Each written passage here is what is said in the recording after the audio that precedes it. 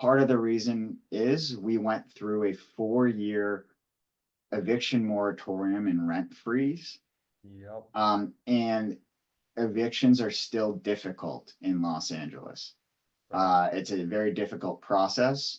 So it puts you at a lot of risk if you have an 8-unit building and you have one tenant who doesn't pay.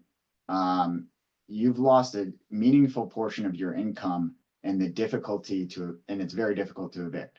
So you're at some risk there. Therefore, when you're screening for applications, you have to be very, very strict on, you know, you have to meet the prospective resident. You have to, you have to check all the boxes, before, when there's certainty around evictions, you can take chances on potential renters.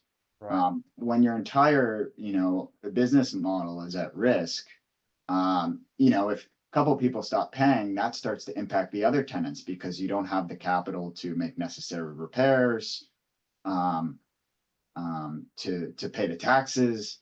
You could lose the building to the bank.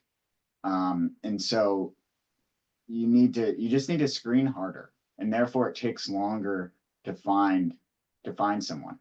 Right. Because the cost of making a mistake is a lot greater than it used to be.